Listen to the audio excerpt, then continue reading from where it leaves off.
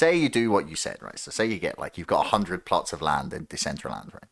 Like first of all, is Decentraland finite? I guess it has to be finite, but like, is it fixed? Like, say you get like 10 million people who all want to buy property in it. Do they expand? Like, is there when you have like, say you have like an apartment block or whatever, right? Yeah. Or you have a building, like, do you see the physical building like with the right dimensions and proportions, or is it like a place where you can go in and it could be like the TARDIS, and you've bought a phone box, but you go in and it's fucking huge? Yes. Like, how do the physics of this world even work? Yes, so there's only 90,000 parcels of land, and that's it.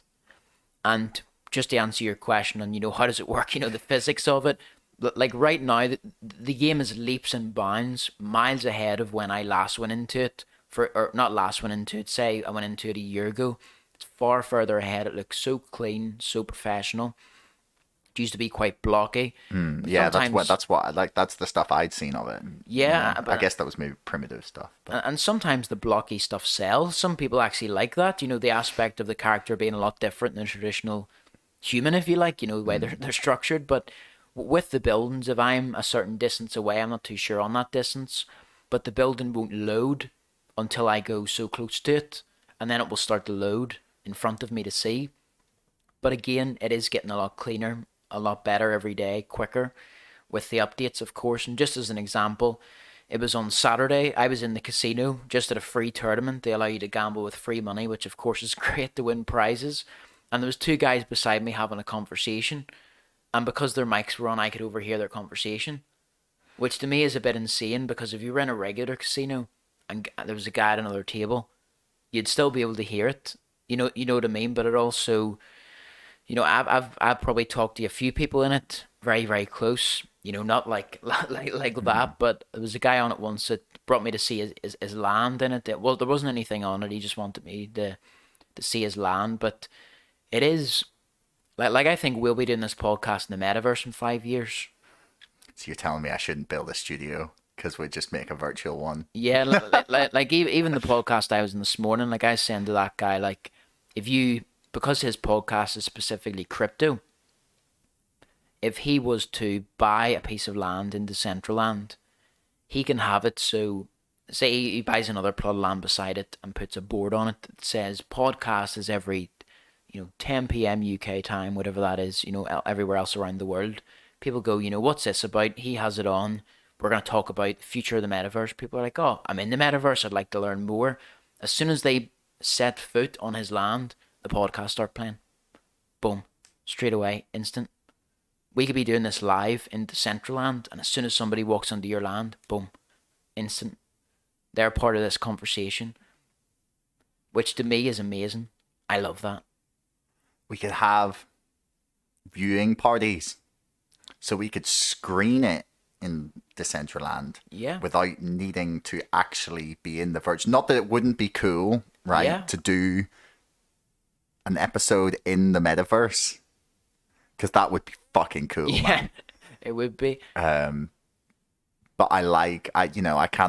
I can't sit there with my guest, and because the plan is in the future to have a nice drinks cabinet, some beer on tap, cigars, joints, whatever people want in the studio, because I want to make it like a place where people can come and relax and fucking Chill out, talk yeah. and chill out.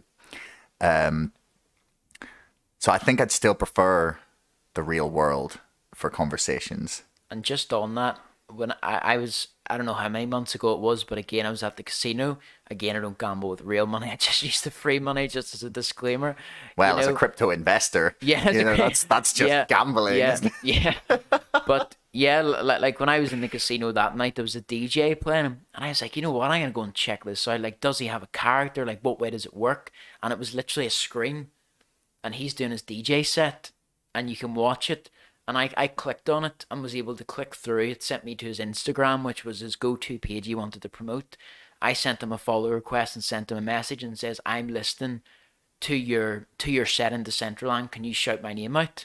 And he did. He shouted it out. No way. And it was amazing.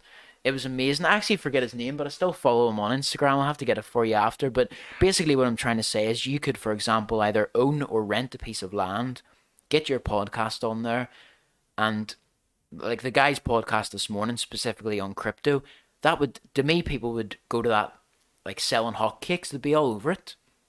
You know, if he's talking about, I don't know, our weekly review on what happened in the market this week, you're going to get so many people dipping into that. That's something we'll be exploring in the future.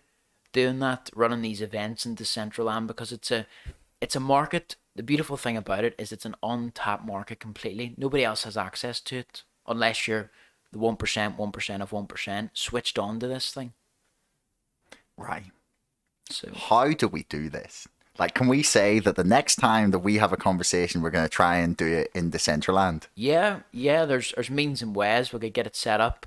You know, we could get it set up. Because I'm very excited to try this idea. It sounds fascinating. You let me know for the next one, and I'll get it set up. You know, how would it work? So like, right, so say we want to do it in Decentraland. Like, can we, like, do you have a spot? How do we rent one?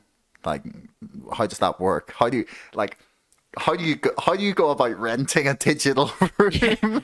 Yes, so there's actually firms out there. I can't remember the name of the firm, but there's one called Proppy, which is doing digital real estate, or sorry, not digital real estate, real world real estate, selling that on the blockchain. They sold the first one in Germany, I believe, back in May of this year. I thought it was in. Stay with that. Keep talking. Or maybe it was different. Maybe it was over the summer or something, but it was definitely recently anyway. But with that, there is companies out there that you can go to and you can rent virtual land. So, for example, that they're basically a digital real estate broker, give or take. Right. You know, which is really, really crazy because, you know, where we are in Belfast, you know, like if you walk up the Lisburn Road, for example, you'd probably need about 50 hands to count the amount of real estate guys there are on that road, selling houses and insurance companies and all this stuff. It's crazy. It's absolutely crazy. But there's means and ways. You know, we could have our next conversation in the Metaverse, which would be pretty cool. You know, it'd be very cool. Pretty cool. Get your own podcast studio set up. Museums will be massive in the Metaverse. So, for example, I can go to... Oh, there we go. Where is it up there? Back in July, actually. Hang on. I was a bit ahead. Yeah. Let me get that up on the podcast here. So there we go. But was Matthew wrote that as well? Brilliant. Yeah, it was. Shout out to Matthew. Yeah, shout out to Matthew. And this is like, I love the fact that I can bring this up on the gist .co.uk. So yeah, so it was in Kiev, Ukraine. Oh, Kiev, Ukraine. 27-hour bidding war. That's pretty wild. Yeah, there we go. Where's Proppy and Claire? Yeah. Brilliant. Well, there you go. So that's the answer to that question. So it was in Kiev. But the point remains, let's set this up. I really want to make that happen. That would be such a cool, even as just like a fun little experiment. Yeah, you could say you've done it. Even, you know, it's something you could say that you're like, I've done a podcast in the Metaverse, and people are like, what? You know, explain that to me. Yeah, we actually did, right? So yeah. So we can like rent a digital room, and then how would it work? Broadcasting. I'm sure we could figure out some way to stream it. It would completely be doable. Like, just as an example, like if we'd have to make characters. You can make characters. I've been to events, for example, where they've put a stage on the land, and the two guys or the three guys or whatever, the characters go onto the stage and they'll just talk. People will listen. They'll stand there and listen. Or I've been to other ones, like the DJ one, for example, where it's a screen. But there's definitely a way to do it. Like museums, for example. If I go into a museum on Decentraland, I can simply click on the piece of art on the wall. It goes, you know, do you really want to go off Decentraland and visit this external link? All the stuff we're used to. You do it, and you can buy that NFT off OpenSea. So if you're like an NFT collector with, let's say, $10 million worth of NFTs, you know, buy a couple of pieces of land and stick it beside the casino district, the people with the money in there gambling their massive money. Because there is some guys, I think the leaderboard in Decentraland is, it's big money. Like it's millions of DAI, which is digital dollar, basically. You know, a stable coin, not a digital dollar, shouldn't say that, but a stable coin. Yeah. That's so interesting. Yeah, the Federal Reserve would be onto me. Calling it a digital dollar. Yeah. Yeah. Oh. Yeah. Well, I mean, the Fed have got their own problems at the minute. Yeah, that'd be the least of their worries. Yeah. I mean, this just they better start that money printer up again. I know. Part of me wants them to do it for the inflation so that Bitcoin continues to go up. Yeah, and I think Bitcoin, like even Plan B's model, it is scarily accurate. Just how crazy that is. Like, I think it's 100 and is it 100K or something like that by Christmas? That's that was their prediction. Yeah, it'd be interesting to see if it hits it. I think definitely. I know the last time was bringing it up. Like, I am a long term investor. Like, I don't really plan to take any of my long term holdings out for till I'm 30, which is 7 years from now. But with with the likes of Bitcoin, I think Bitcoin will hit a million way before then per Bitcoin. The likes of Ethereum. Ethereum has a lot of competition at the moment, but it's healthy competition. You know, it's not something that Ethereum holders like myself are scared of. There's Solana, Cardano, Polkadot, which I invest in all of them. I think competition is healthy, especially if you're an investor. You know, it's different if you're all in, Yeah. but you shouldn't be all in. You should never be 100% in Ethereum because you're over leveraging yourself. You know. Yeah. Thanks for making it all the way to the end of the video. Don't forget to like, share, subscribe, and leave a comment for us in the comments below.